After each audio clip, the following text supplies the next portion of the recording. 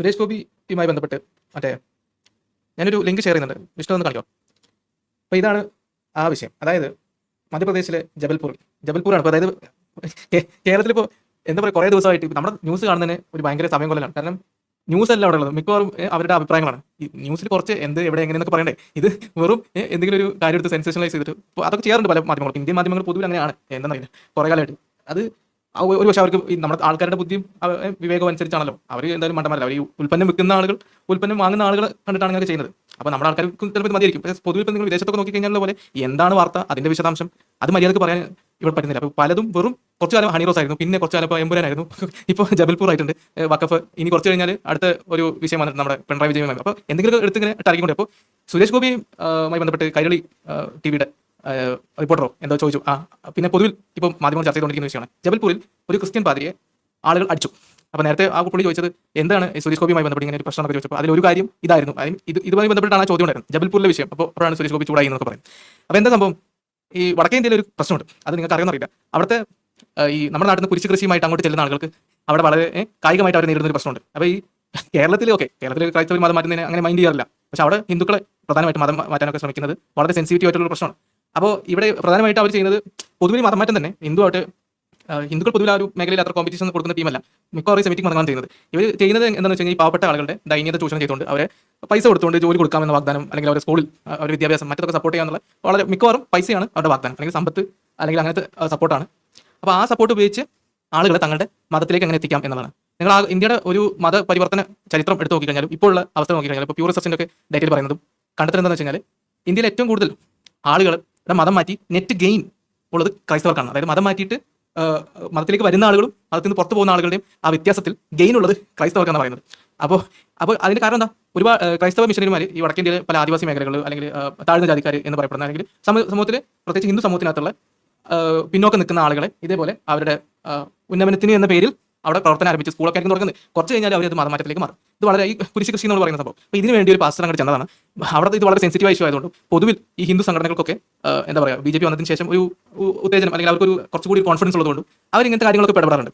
എന്ന് മാത്രമല്ല മധ്യപ്രദേശിൽ ഈ മതമാറ്റ നിരോധന നിയമം ഉണ്ട് സ്റ്റേറ്റ് തലത്തിൽ.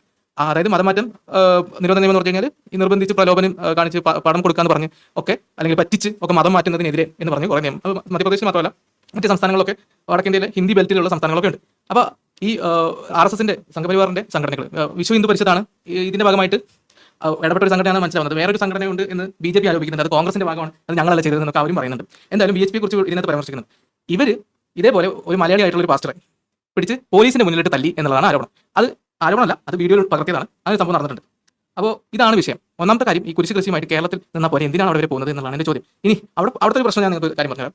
വടക്കേന്ത്യയിൽ ഈ നിയമവാഴ്ച, പോലീസിന്റെ മുന്നിലിട്ട് നിങ്ങൾ തല്ലിയാലും ലാസ്റ്റ് നിങ്ങൾ പ്രതിയാവുന്ന അവസ്ഥയാണ്. അവിടുത്തെ നിയമവാഴ്ചയിൽ ഇങ്ങനത്തെ കുറേ അപകടങ്ങളുണ്ട്. നിങ്ങൾക്ക് ഒരു കാര്യം അറിയാം, നമ്മുടെ നാട്ടിൽ ഈ വർഗീയ കലാപങ്ങളൊക്കെ കുറഞ്ഞിരിക്കും, പ്രത്യേകിച്ച് തെക്കേ ഇന്ത്യയിൽ കുറഞ്ഞിരിക്കും. വടക്കേന്ത്യയിൽ അത് കൂടാനുള്ള ഒരു കാരണം ഹിന്ദു മുസ്ലിങ്ങൾ തമ്മിലുള്ള വൈരം മാത്രമല്ല, അവിടുത്തെ പോലീസ് നിഷ്ക്രിയമാണ് പലപ്പോഴും. അത് ഡൽഹി കലാപം, നിങ്ങളിപ്പോൾ ഗുജറാത്ത് കലാപമൊക്കെ ഭയങ്കര അലക്കിക്കൊണ്ടിരിക്കുകയാണല്ലോ നമ്മുടെ വാർത്തകൾ. ഈ ഡൽഹി കലാപം നിങ്ങൾക്കറിയാം, ഡൽഹിയിൽ ഇപ്പോൾ നരേന്ദ്രമോദി സർക്കാരിൻ്റെ ഇന്നത്തെ ടേമിലാണെന്ന് തോന്നുന്നു ഡൽഹിയിൽ കലാപം നടന്നു. രണ്ടാമത്തെ ടേമിലാണ്, ഒന്നാമത്തെ ടേമിലാണ് സംശയം. എന്തായാലും ഡൽഹി എന്ന് പറയുമ്പോൾ ഇന്ത്യയുടെ തലസ്ഥാന നഗരം, അവിടെയുള്ള കലാപം പോലും പോലീസിനെ നിയന്ത്രിക്കാൻ പറ്റില്ല. അപ്പോൾ അത് പോലീസിന് കലാപങ്ങളെ നേരിടുന്നതിൽ ഇന്ത്യയിൽ പൊതുവിൽ പല സംസ്ഥാനങ്ങളും ഭയങ്കരമായിട്ട് വീഴ്ചയാണ്, പ്രത്യേകമായിട്ട് വടക്കേന്ത്യയിൽ. അപ്പോൾ ഈ വർഗീയ കലാപങ്ങൾ വടക്കേന്ത്യയിൽ കൂടുന്നതിന് ഒരു പ്രധാനപ്പെട്ട കാരണം ഇതേപോലത്തെ ഇങ്ങനെ കലാപങ്ങൾ നേരിട്ട് പരിചയമുള്ള, അപ്പോൾ ആർമി പോലെ, നമ്മുടെ ഇന്ത്യൻ ആർമി പോലുള്ള ഫോഴ്സ്, ആർമിക്കാണ് പല കലാപങ്ങൾ നേരിടാൻ അവസാനം വിളിക്കാറ്. ഇപ്പോൾ നമ്മുടെ മണിപ്പൂരിലും അത് തന്നെയാണ് അവസാനം ആർമി വിളിക്കേണ്ടി വന്നത്. അപ്പോൾ പോലീസിന് ഇങ്ങനെ ഒരു വീഴ്ചയുണ്ട്. സാധാരണ മറ്റു പല രാജ്യങ്ങളിലും ഈ റൈറ്റ് പോലീസ് എന്ന് പറയുന്ന സംഭവം, ഈ കലാപം നിയന്ത്രിക്കാൻ വേണ്ടി മാത്രം സ്പെഷ്യലൈസ് ചെയ്ത പോലീസുകാരൊക്കെ ഉണ്ട്. അതൊന്നും നമ്മുടെ നാട്ടിൽ അത്ര എന്താ പറയുക, അങ്ങനെ എക്വിപ്ഡ് ആയിട്ടൊരു ഫോഴ്സ് ഇല്ല. നമ്മുടെ സാധാ പോലീസ് തന്നെയാണ് ഇതിൽ പോയിട്ട് ലാത്തി ചാർജ് നടത്തുന്നു, അല്ലെങ്കിൽ കലാപകാരികൾ നിയന്ത്രിക്കുന്നു, ഒരുപക്ഷെ അവരെ നേരെ വെടി തീർക്കുന്നൊക്കെ. അപ്പോൾ അങ്ങനെ ഒരു പരിമിതി നിയമവാഴ്ചയുടെ കാര്യത്തിൽ വടക്കേന്ത്യയിലുണ്ട്. പോലീസുകാർ പലപ്പോഴും ഇങ്ങനത്തെ കാര്യങ്ങളൊക്കെ അവർക്ക് ഇടപെടാൻ രാഷ്ട്രീയമായ സമ്മർദ്ദം ഉണ്ടാവും. അതിന് കൂടാതെ ഇതേപോലെ അവർ പല കാര്യങ്ങളും മാറി നിന്നിട്ട്, ഇപ്പോൾ നിങ്ങൾ ആ വീഡിയോ കണ്ടു കഴിഞ്ഞാൽ നിങ്ങൾക്കറിയാം, പാസ്റ്റർ അങ്ങനെ തല്ലിക്കൊണ്ടിരിക്കുകയാണ്, പോലീസ് ഇങ്ങനെ ഇവരങ്ങനെ തള്ളി മാറ്റിക്കൊണ്ടിരിക്കുന്നുണ്ട്, അത്രേ ഉള്ളൂ. അപ്പോൾ ഇത് വെച്ചിട്ടാണ് ഇപ്പോൾ സുരേഷ് ഗോപിയെ ചോദ്യം ചെയ്തതും സുരേഷ് ഗോപി അതിനെതിരെ കയർത്തതൊക്കെ. ഞാൻ പറഞ്ഞ പോലെ വടക്കേന്ത്യയിൽ ഇതാണ് അവസ്ഥ. അപ്പോൾ നിങ്ങൾ കുരിശ് കൃഷിയുമായിട്ട് അങ്ങോട്ട് ചെല്ലരുത്. പിന്നെ അപ്പുറത്തെ ഭാഗം ഇപ്പോൾ ശരിയാണ്, ചെയ്തത് അല്ലെങ്കിൽ നടന്നത് ശരിയല്ല ഒക്കെ നിങ്ങൾക്ക് പറയാം. പക്ഷേ ഈ ക്രൈസ്തവ സഭകളും ഈ മതമാറ്റം പോകുന്ന മുസ്ലിങ്ങളൊക്കെ മനസ്സിലാക്കുന്നത്, ഈ ഹിന്ദുക്കളെ പരിപാടി ചെയ്യുന്നില്ല, ഈ സെമിറ്റിക് മതങ്ങൾക്കാണ് ഈ കടപ്പ്. നിങ്ങൾ ഹിന്ദുക്കളെ മതം മാറ്റുന്നത്, ഹിന്ദുക്കൾ ഈ മേഖലയിൽ ഒരു കോമ്പറ്റീഷൻ അല്ല, അവരിത് ചെയ്യുന്നില്ല. ഈ മുസ്ലിങ്ങളെയും ക്രിസ്ത്യാനികളുടെ ഏരിയ പോയിട്ട് അവരിലെ പാവപ്പെട്ട ആളുകളെ കണ്ടുപിടിച്ച് മതം മാറ്റുന്ന പരിപാടി അവർ ചെയ്യുന്നില്ല. നിങ്ങൾ ആ ഒരു മര്യാദ ഹിന്ദു സമൂഹത്തോട് കാണിക്കട്ടെ. നിങ്ങൾ എന്തായാലും മതസൗഹാർദ്ദം എന്നൊക്കെ പറഞ്ഞ് ഇവിടെ കുണച്ച് നടക്കാറുണ്ടല്ലോ കുറേ കാലം. ഈ കേരളത്തിലൊക്കെ എപ്പോഴും മതസൗഹാർദ്ദം ഉണ്ട്. ഇവർ ഓരോ ഉടായ്പ പരിപാടികൾ കാണിക്കാറുണ്ട്. അല്ലെങ്കിൽ കോൺഗ്രസിന്റെ മറ്റ് സോക്കോൾഡ് മതേതരം എന്ന് പറയുന്ന പാർട്ടികളുടെ ആൾക്കാർ ഈ മതസൗഹാർദ്ദം എന്ന് പറയുന്ന പേരിൽ നടത്തുന്ന ഈ PR ക്യാമ്പയിനൊക്കെ നിങ്ങൾ നോക്കിക്കഴിഞ്ഞാൽ അവിടെ ഈ മതം മാറ്റത്തിന്റെ കാര്യം വരുമ്പോൾ എപ്പോഴും ഈ സെമിറ്റിക് മതങ്ങൾക്ക് ഒരു പ്രത്യേകമായിട്ടുള്ള ഒരു പദവിയാണ്. കാരണം നിങ്ങൾ അവരുടെ ഏരിയ പോയിട്ട് മതം മാറ്റുന്നു, അവരുടെ ആൾക്കാരെ മതം മാറ്റുന്നു, എന്നാൽ അവർ തിരിച്ച് ചെയ്യുന്നില്ല. അപ്പോൾ ആ ഒരു അണ്ടർസ്റ്റാൻഡിംഗ് പലപ്പോഴും ഈ സെമിറ്റിക് മതങ്ങളും ഹിന്ദു സമൂഹം തമ്മിലില്ല. അത് തന്നെയാണ് ഇവിടുത്തെ ഏറ്റവും വലിയ പ്രശ്നം. ഹിന്ദുക്കൾ ചെയ്യാത്തൊരു പരിപാടി നിങ്ങൾ ഹിന്ദുക്കളോട് ചെയ്യുമ്പോൾ അവർ തീർച്ചയായും ഇങ്ങനെയൊക്കെ ഇതിനെ സ്ക്രൂട്ടിനൈസ് ചെയ്യാൻ സാധ്യത. പ്രത്യേകിച്ച് RSSന്റെ ഒക്കെ പോഷക സംഘടനകളായിട്ടുള്ള VHP, ബജറംഗ് ദൾ, ഇവരൊക്കെ ഏതെങ്കിലും തരത്തിൽ ക്രൈസ്തവ സഭകളുമായി ബന്ധപ്പെട്ട് ഹിന്ദു വിഭാഗത്തിലെ ഏതെങ്കിലും ജാതികൾ ബന്ധപ്പെടുന്നു, ആദിവാസികളാവട്ടെ, അവരുടെ ഏരിയയിലൊക്കെ ഇവർ ചർച്ചൊക്കെ നിർമ്മിച്ചു കഴിഞ്ഞാൽ, അല്ലെങ്കിൽ ചർച്ചോ അല്ലെങ്കിൽ ഇവരുടെ സ്കൂളുകളൊക്കെ ഉണ്ടെങ്കിൽ അങ്ങോട്ടൊക്കെ കയറി ചെന്നിട്ട് കച്ചറ ഉണ്ടാക്കുന്ന ഒരു പരിപാടി ഉണ്ട്. നിങ്ങൾക്ക് വേണേൽ പറയാം ഭരണഘടനയിൽ മത സ്വാതന്ത്ര്യമൊക്കെ പറഞ്ഞിട്ടുണ്ടല്ലോ എന്ന്. പക്ഷേ നിങ്ങൾ പലപ്പോഴും ഈ മതമാറ്റത്തിന്റെ പുറകിൽ പ്രലോഭനവും പൈസയൊക്കെയാണ്. അല്ലാതെ ബൈബിൾ നോക്കി അല്ലെങ്കിൽ വേദവും ബൈബിളും കമ്പയർ ചെയ്തിട്ട് നമുക്ക് മതം അറിയാം എന്ന് അങ്ങനെ വിചാരിക്കുന്ന ആളുകളല്ലേ മതം മാറി വരുന്നത്. പലപ്പോഴും അവർക്ക് അവരുടെ സാമ്പത്തിക അവസ്ഥ ചൂഷണം ചെയ്ത് ഈ ക്രൈസ്തവ കുരിശ് കൃഷിക്കാരോട് പോയിട്ട് അല്ലെങ്കിൽ മുസ്ലിങ്ങൾ ദഴവ പ്രവർത്തനം നടത്തി അവരെ ഇങ്ങോട്ട് കൊണ്ടുവരുന്നതാണ്. അപ്പോൾ അത് ശരിയല്ല. ഒന്ന് മറ്റൊരു കാര്യം ഞാൻ നേരത്തെ പറഞ്ഞ പോലെ ഹിന്ദുക്കൾ മുസ്ലിങ്ങളുടെ ഏരിയയിൽ വന്നിട്ട് അല്ലെങ്കിൽ ക്രിസ്ത്യാനികളുടെ ഏരിയയിൽ വന്നിട്ട് ഇത് ചെയ്യുന്നില്ല. ഈ മറ്റൊരു കാര്യം എന്ന് വെച്ച് കഴിഞ്ഞാൽ ക്രിസ്ത്യാനികൾ മുസ്ലിങ്ങളെ മതം മാറ്റിക്കോളെ. മുസ്ലിങ്ങൾ 15 കോടികളുണ്ടെന്ന് പറയുന്നത് എന്താ അങ്ങോട്ടൊന്നും പോകാതെ? അങ്ങോട്ട് പോയി കഴിഞ്ഞാൽ ഇതിലും വലിയ പ്രത്യാഘാതങ്ങൾ ഉണ്ടാവും. അപ്പോൾ പാസ്റ്റർമാരോട് എനിക്ക് പറയുന്നത് വെറുതെ പോയിട്ട് വടക്കേന്ത്യ പോയി അടി മേടിക്കാതെ ഈ കുരിശ് കൃഷി കേരളത്തിൽ മാത്രം അല്ലെങ്കിൽ തമിഴ്നാട്ടിലോ ആന്ധ്രയിലോ ഇവിടെയൊക്കെ ചെയ്താൽ പോലെ എന്നുള്ളതാണ് എൻ്റെ ഒരു അഭ്യർത്ഥന. കാരണം വടക്കേന്ത്യയിലെ അവസ്ഥ ഇതാണ്. നമ്മൾ പ്രാക്ടിക്കലായിട്ട് ചിന്തിക്കണം. അല്ലാതെ നിങ്ങൾ ഭരണഘടനയിൽ പലതും എഴുതി വെച്ചിട്ടുണ്ടെന്ന് വെച്ചിട്ട് അതൊക്കെ പ്രയോഗിക്കാൻ പോയി കഴിഞ്ഞാൽ കൈയും കാലൊക്കെ മുറിയാൻ സാധ്യതയുണ്ട്. അത് ശരിയാണെന്നല്ല പറയുന്നത്. പക്ഷേ വടക്കേന്ത്യയിലെ ഒരു പോലീസുകാരുടെ അവസ്ഥ വെച്ച് ഇങ്ങനെയാണ് സംഭവിക്കാൻ പറ്റുന്നത്. ഇനി മറ്റൊരു കാര്യം, ഇവിടെ VHP പോലെയുള്ള ഇതുപോലത്തെ പാർട്ടികൾ അവകാശപ്പെടുന്ന ഒരു കാര്യമുണ്ട്. ഇത് ഞാൻ മുമ്പ് കണ്ടിട്ടുണ്ട്. ഈ ക്രിസ്ത്യാനികൾ മതം മാറ്റി കഴിഞ്ഞാൽ അവർ ചെയ്യുന്നൊരു പരിപാടിയുണ്ട്. അതൊരു അടവാണ്. ഓക്കെ, അടവെന്ന നിലയിൽ അവർ ചെയ്യുന്നത് നിയമവിരുദ്ധമാണെന്ന് വെച്ചല്ല. പക്ഷേ VHPക്കാരും അല്ലെങ്കിൽ ഈ എതിർപക്ഷത്തുള്ള RSSന്റെ ഒക്കെ സംഘടനകൾ ഉന്നയിക്കുന്ന ആ ഒരു കാര്യം ഒരു വിധത്തിൽ പറഞ്ഞ ന്യായമാണ്. എന്താണെന്ന് വെച്ച് കഴിഞ്ഞാൽ ഒന്ന് ഒരാളെയോ രണ്ടാളെയോ മതം മാറ്റുന്നത്. ഒറ്റ ടൈം തന്നെ 100 110 ആളെ അല്ലെങ്കിൽ 100 200 ആളുകളൊക്കെ ആണ് മതം മാറ്റുന്നത്. അത് തന്നെ വിദേശത്ത് നിന്ന് ഫണ്ട് മേടിച്ചിട്ട്. അതൊന്ന്. രണ്ടാമത് ഈ മതം മാറ്റുന്ന ആളുകൾ അവരുടെ സർട്ടിഫിക്കറ്റിലോ അവരുടെ മറ്റൊരു രേഖയിലും മതം മാറിയിട്ടില്ല, പേര് മാറ്റുന്നില്ല. അപ്പോൾ എന്ത് സംഭവിക്കും? അവർ ഹിന്ദു ആണെന്നുള്ള ബേസിൽ അവർക്ക് കിട്ടിക്കൊണ്ടിരിക്കുന്ന ആനുകൂല്യങ്ങൾ അവിടെ തുടരും. ഇത് നിങ്ങൾ ആന്ധ്രയിലും തമിഴ്നാട്ടിലും മറ്റ് സംസ്ഥാനങ്ങളിലൊക്കെ ഇത് ഈ പ്രശ്നമുണ്ട്. കാരണം റെഡ്ഡി എന്നൊക്കെ ആയിരിക്കും പേര്, ക്രിസ്ത്യാനിയാണ്. പക്ഷേ ഹിന്ദു എന്ന നിലയിൽ നിങ്ങൾക്ക് പല റിസർവേഷൻ ഉണ്ട്. അതായത് നിങ്ങൾ പിന്നോക്ക ഹിന്ദു ആണെങ്കിലുള്ള റിസർവേഷൻ, ഹിന്ദു അൺഡിവൈഡഡ് ഫാമിലി ആണെങ്കിൽ വേറെ ടാക്സുമായി ബന്ധപ്പെട്ട കുറച്ച് ഇളവുകൾ, കുറേ അങ്ങനത്തെ കുറേ ആനുകൂല്യങ്ങളുണ്ട്. അപ്പോൾ അതും നേടിയെടുക്കുകയും എന്നാൽ അവർ പോയി പ്രാർത്ഥിക്കുന്നതൊക്കെ ചർച്ചയിലൊക്കെയാണ്. അപ്പോൾ ഇത് അവർ VHPക്കാരും മറ്റും ഉന്നയിച്ചതായിട്ട് പറയുന്നത് ഈ വിഷയവുമായി ബന്ധപ്പെട്ട്. അപ്പോൾ ഇതൊക്കെ സ്പർദ്ധ വളർത്താൻ മാത്രം സഹായിക്കും. അപ്പോൾ ഞാൻ വീണ്ടും പറയുന്നത് ഈ പാതിരിമാരുടെ ക്രൈസ്തവർക്ക് ഏറ്റവും ബെസ്റ്റ് സംസ്ഥാനം എന്ന് പറഞ്ഞു കഴിഞ്ഞാൽ എൻ്റെ ഒരു അഭിപ്രായത്തിൽ അത് കേരളമാണ്. നിങ്ങൾ അത് മാത്രമല്ല, നിങ്ങൾക്ക് ഈ മതം മാറ്റാൻ ഹിന്ദുക്കൾ മാത്രമല്ലല്ലോ, ഇവിടെ മുസ്ലിങ്ങൾ എന്ന് പറഞ്ഞാൽ വലിയൊരു വിഭാഗമുണ്ട്. എൻ്റെ ഒരു വിനീതമായുള്ള അഭ്യർത്ഥന, നിങ്ങൾ മുസ്ലിങ്ങളെ മതം മാറ്റണം. എന്തിനാണ് ഹിന്ദുസിനെ മതം മാറ്റുന്നത്? ഇവിടെ എല്ലാ തീവ്രവാദി പ്രവർത്തനം നടത്തിക്കൊണ്ടിരിക്കുന്നത് 95% മുസ്ലിങ്ങൾ. അപ്പോൾ നിങ്ങൾ അവരല്ലേ സന്മാർഗത്തിലോട്ട് നയിക്കേണ്ടത്? നിങ്ങൾ എന്തിനാണ് ഹിന്ദുസിനെ സന്മാർഗത്തിലോട്ട് നയിക്കുന്നത് എന്നാണ് എനിക്ക് മനസ്സിലാകാത്തത്. Okay continue. അതെ, അപ്പോൾ ഈ മുസ്ലിങ്ങൾ എന്ന വിഭാഗത്തിന് പെട്ടെന്ന് മതം മാറാൻ പറ്റുമല്ലോ. ഹിന്ദുക്കൾക്ക് ഇപ്പോൾ ഈ വേദം ഈ ബൈബിളുമായിട്ട് കമ്പയർ ചെയ്യാൻ പറ്റുന്ന സാധനമല്ല. കാരണം അത് വേറൊരു ടൈപ്പ് പുസ്തകമാണ്. മുസ്ലിങ്ങളും ഹിന്ദുക്കളും തമ്മിൽ ക്രിസ്ത്യാനികളും തമ്മിൽ ഒരുപാട് സാമ്യത ഉണ്ടല്ലോ. നിങ്ങൾക്ക് പെട്ടെന്ന് അങ്ങോട്ടും മാറാൻ പറ്റും. എന്നാൽ പിന്നെ നിങ്ങൾക്ക് പരിപാടി എടുക്കും. പക്ഷേ അവർ ചെയ്യില്ല. കാരണം എന്താ?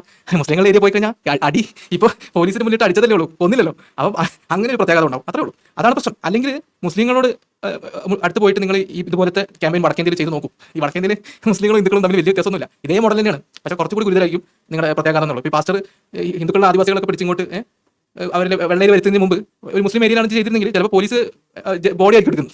അപ്പോൾ പോലീസ് വരുന്നുണ്ടാവും. അപ്പോൾ ആ ഒരു അവസ്ഥയിൽ ഞാൻ പറയുന്നു, കേരളത്തിൽ നിങ്ങൾ ഈ കൃഷിയുമായിട്ട് ഇവിടെ തന്നെ നിൽക്കുക. വടക്കോട്ടൊക്കെ പോകുന്നുണ്ടെങ്കിൽ ഈ കാര്യം ശ്രദ്ധിക്കുക. ഇത് ഒഡീഷയിൽ നമുക്കറിയാം ആൾക്കാരെ കത്തിക്കുന്ന ഒരു പ്രശ്നങ്ങളുണ്ടായിരുന്നത്.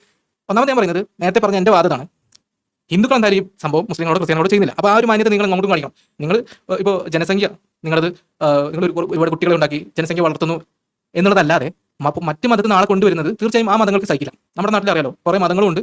ഇവന്മാർക്കാണെങ്കിൽ സെക്യുലറിസം എന്താണെന്ന് അറിയില്ല. പോരാഞ്ഞിട്ട് നിങ്ങൾ ഇതിൻ്റെ കൂടി ഇതേപോലത്തെ പരിപാടികളൊന്നും തുടങ്ങിക്കഴിഞ്ഞാൽ അവർ തീർച്ചയായിട്ടും ഇങ്ങനെ കായികമായിട്ട് നേരിടാനുള്ള ചാൻസ് കൂടും. BJP അധികാരത്തിലുണ്ട്, തീർച്ചയായും അവരുടെ ഒരു ആത്മവിശ്വാസം കൂടുതലാണ്. ഇങ്ങനെ പോലീസിന് മുന്നിലിട്ട് തല്ലിയാലും തങ്ങളുടെ അവസ്ഥ മോശമാവില്ല എന്ന് അവർക്കറിയാം. അവർ ജയിലിൽ പോലും അറിയാം. അവിടുത്തെ മതമാറ്റ നിരോധന നിയമം വെച്ച് ചിലപ്പോൾ ഈ പാസ്റ്ററായിരിക്കും ജയിലിൽ പോകുന്നത്. അപ്പോൾ ഇത് ഒന്നെങ്കിൽ നിങ്ങൾ എന്ത് ചെയ്യുക, നിങ്ങൾ ഈ മതമാറ്റം എന്ന വിഷയം ഇപ്പോൾ ചർച്ച നടത്തുന്ന സ്ഥാപനങ്ങളുമായി ബന്ധപ്പെട്ട് മതമാറ്റം എന്നുള്ള ഒരു ഭാഗം നിങ്ങളത് അവഗണിച്ച് മതം മാറ്റില്ല എന്ന തരത്തിൽ നിങ്ങളുടെ സ്ഥാപനങ്ങളുമായി മുന്നോട്ട് പോകുക. നിങ്ങൾക്ക് ഇപ്പോൾ ആരെ സാമ്പത്തികമായി സഹായിക്കണമെങ്കിൽ അതിന് മതമാറ്റത്തിൻ്റെ ആവശ്യമില്ല. നിങ്ങൾക്ക് അങ്ങനെ സഹായിച്ചാൽ പോരെ. നിങ്ങളുടെ ഉദ്ദേശം എന്താണ്? നിങ്ങളുടെ ഉദ്ദേശശുദ്ധിയാണ് ഇവിടെ ചോദ്യം ചെയ്യപ്പെടുന്നത്. നിങ്ങൾ ഈ ആളുകളെയൊക്കെ പല മേഖലകളിലും ആദിവാസി മേഖലകളിലൊക്കെ ക്രൈസ്തവ ഗ്രൂപ്പുകൾ പ്രവർത്തിക്കുന്നത് തന്നെ മതമാറ്റത്തിനാണോ അവരെ സഹായിക്കാനാണെന്ന് ചോദ്യമുണ്ട്. അതാണ് ഇവിടുത്തെ ഏറ്റവും വലിയ വിഷയം. ഇപ്പോൾ മുസ്ലിങ്ങൾ ഹിന്ദു മതത്തിനകത്തുള്ള ജാതിയൊക്കെ കുറിച്ച് പറഞ്ഞിട്ട് കേരളത്തിൽ കുറേ ആൾക്കാർ മതം മാറ്റാറുണ്ട്. അതേ മോഡൽ സാധനമാണ് ചെയ്യുന്നത്. അവരുടെ സമൂഹത്തിൽ പ്രശ്നങ്ങളുണ്ട്, ഹിന്ദു സമൂഹത്തിൽ ഒരുപാട് വിഷയങ്ങളുണ്ട്. അതിൻ്റെ അർത്ഥം നിങ്ങളുടെ മതത്തിലേക്ക് വന്നാൽ ആ പ്രശ്നം പരിഹരിക്കും എന്നല്ല. അവരെ നിങ്ങൾ വേറെ രീതിയിൽ സപ്പോർട്ട് ചെയ്യണം. വിദ്യാഭ്യാസ സ്ഥാപനങ്ങൾ, കോൺവെന്റ് സ്കൂളുകൾ അവിടെ തുടങ്ങാം. പക്ഷെ അതിൻ്റെ മറവിൽ ഇതേപോലെ ആംബുലൻസിൽ മയക്കുമരുന്ന് നടത്തേണ്ട ആവശ്യമില്ലല്ലോ. അപ്പോൾ അതിന് ഹിന്ദു സംഘടനകൾ ഇടപെടുന്നതിൽ നിങ്ങൾക്ക് എതിർക്കാൻ പറ്റില്ല. പിന്നെ കായികമായിട്ടുള്ള ഈ പ്രശ്നങ്ങളൊക്കെ വടക്കേന്ത്യയിൽ വളരെ സുലഭമായി നടക്കുന്നതാണ്. ഈ വിഷയത്തിൽ മാത്രമല്ല, ഇപ്പോൾ ഹിന്ദുക്കൾ തമ്മിലുള്ള പ്രശ്നങ്ങൾ തന്നെ പോലീസ് നോക്കുകയാണ്. അപ്പോൾ നിങ്ങൾ ആലോചിച്ച് നോക്കി. അപ്പോൾ ഞാൻ വീണ്ടും ആവർത്തിക്കുന്നത്, വടക്കൻ ഇന്ത്യയിലോട്ട് നിങ്ങൾ മതം മാറ്റം എന്ന് പറഞ്ഞിട്ട് പാസ്റ്റർമാർ പോകുന്നുണ്ട്. പ്രത്യേകിച്ച് ഹിന്ദി ബെൽറ്റിൽ, വടക്ക് കിഴക്കൻ ഇന്ത്യയിൽ ഈ പ്രശ്നം ഉണ്ടാവുമെന്ന് എനിക്ക് തോന്നുന്നില്ല. അവിടെ ക്രൈസ്തവരുടെ ഭൂരിപക്ഷമുള്ള സംസ്ഥാനങ്ങളൊക്കെ ഉണ്ട്. പക്ഷേ ഈ വടക്ക് മധ്യൻ ഇന്ത്യയിൽ പ്രത്യേകിച്ച് ഹിന്ദി ബെൽറ്റിലുള്ള സംസ്ഥാനങ്ങളിൽ മതമാറ്റ നിരോധന നിയമമുണ്ട്, പോലീസിന്റെ കൈകാര്യസ്ഥതയുണ്ട്, ഭരണഘടനയിൽ പലതും എഴുതി വെച്ചിട്ടുണ്ടാവും. പക്ഷേ ഹിന്ദുക്കൾ ഈ സെമിറ്റിക് മതങ്ങൾ എന്തായാലും മതമാറ്റം ഒരു ഗർഭാപസ്യൊക്കെ ഉണ്ടെങ്കിലും അവരത് ആ മേഖലയിൽ അത്ര എന്താ പറയുക ഒരു പ്രധാന ശക്തിയല്ല, അവർ ചെയ്യുന്നില്ല. അവർ ക്രിസ്ത്യാനികളുടെ മതം മാറ്റാനോ മുസ്ലിങ്ങളുടെ മതം മാറ്റാനോ അവർക്ക് ഉത്സാഹമില്ല. അത് നിങ്ങൾ മാനിച്ചുകൊണ്ട് തിരിച്ചു അങ്ങനെ ചെയ്യരുത്. അതാണ് ഇതിന്റെ ഏറ്റവും ബെസ്റ്റ് പരിഹാരം. അല്ലെങ്കിൽ നിങ്ങൾക്ക് എന്ത് ചെയ്യാം, 1-2 ആളെ മതം മാറ്റം, 100 ആൾക്കാർ ഒറ്റ അടിക്കൊക്കെ മതം മാറ്റാൻ പോയി കഴിഞ്ഞാൽ വീണ്ടും ഈ സംഘടനകൾ ഇടപെടാനും അവിടെ ഒരു സ്പർദ്ധ ഉണ്ടാവാനും ചാൻസ് ആണ്. ഓക്കെ, സോറി സാപ്പിൻസ് അല്ലെങ്കിൽ സൽമാൻ പറഞ്ഞു. നമുക്ക് അടുത്ത ആളിലോട്ട് പോവാം. ഓക്കെ, ആൾക്കാർ വന്നിട്ടുണ്ട്.